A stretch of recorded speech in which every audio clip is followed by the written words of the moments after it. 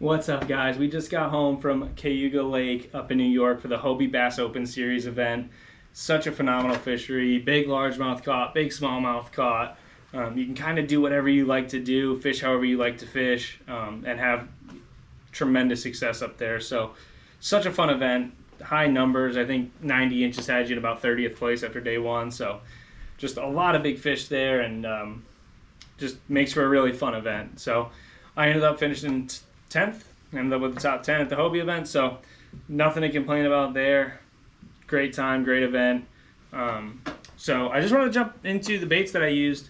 We just did this for Gunnersville, and people seem to like it, so we'll jump into it here for Cayuga. So the first one, probably caught the majority of my fish on it. This is not going to be a secret if you're smallmouth fishing.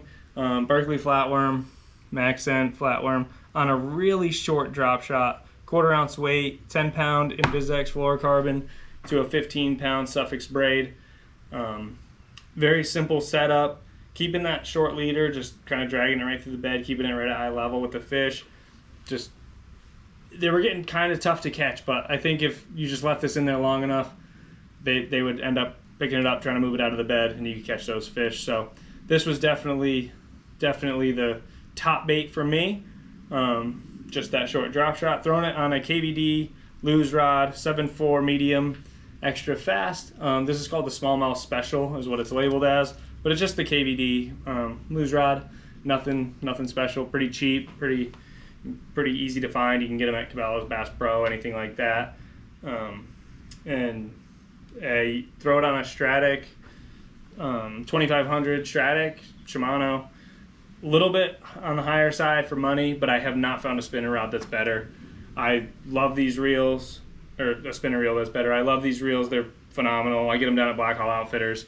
I've tried a bunch of different spinning reels. I've tried different stuff. These ones, the drag is crazy smooth, stays smooth all the time. You don't have to do a lot to them to keep them working like you just got them out of the box. They are a little bit more money. I get it. Not everybody has money to spend on, expensive reels, but I do think you get your money's worth out of them. I've had these ones 2-3 years and haven't had any issues at all. So that's what I like. That's what I throw. Obviously, there's different things out there, but this lose rod for the drop shot, it's longer. Like I said, 7.4. You get a good cast out there. You can be pretty accurate with where you're casting, especially fishing those bed fish. You want to be accurate. You got to get it right back in there. You don't want to be casting all around the bed. So definitely the baits and the setup that got me a lot of my fish. But I also have this same exact setup that I put a jig head on. And I drag a little baby Z2. I would put the Z2 on the drop shot too, but one of these baby Z2s on a little 1/4 ounce ball head and drag that through the beds too. I caught 1 or 2 fish doing that. Definitely wasn't the top technique, but it did catch a few. I don't know if those ones were just didn't want it 3 inches off the bed. They wanted a little bit lower. So I did do that. That worked a little bit, but this was definitely the bait that got it done for me. The majority of the fish. I did end up catching a 20-incher on day 2 on this bait right here on this setup. A little bit different. Heavier line, bigger hook, heavier weight, more of like a bass fish or a largemouth bed fishing setup, not really smallmouth. I think it's kind of overlooked as far as smallmouth go. I think people think that they're line shy. I think people get worried about having too heavy a line, stuff like that.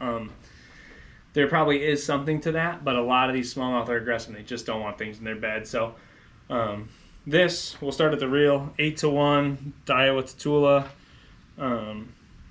It's been a great reel. It's getting pretty old. It's getting pretty beat up now, but been a great reel. I like it. I like having the high speed. This is the same thing I throw a jig on, same rod, same everything. And this was just Texas rig, so I love that 8-to-1. You get a bite, you want to get the hook in the fish and reel it in, get in the boat as quick as you can. 7 foot, fast, medium, heavy. Abu Garcia Veritas is the rod that I throw. Again, very inexpensive. This whole combo right here is probably a little over $200. Not a lot of money. So if you know me, I'm not one to spend a ton of money on rods and reels and that sort of stuff unless I see a use for it. So I've tried a lot of stuff. This kind of basic setup works really good for me. 20-pound line, 20-pound braid, 832 Suffix. to a 17 pound. This one's a Suffix Advanced Fluorocarbon leader. I feel like I have better luck with the heavier Suffix lines than I do the really light ones. I feel like the light ones I break pretty often, and that's why I go to the InvisX for lighter lines. But the heavier ones, I think these are really durable. They're really good fluorocarbon. So this is a Suffix Advanced 17 pound, 3/8 ounce weight with a 3/0 VMC redline flipping hook, and this is the Rapala cleanup craw. And I was throwing it in green pumpkin. This one's black blue green pumpkin. I caught a few fish on this. The biggest fish I caught all week was on one of these, dragging it through a bed, threw the drop shot in there, threw the jig head in there.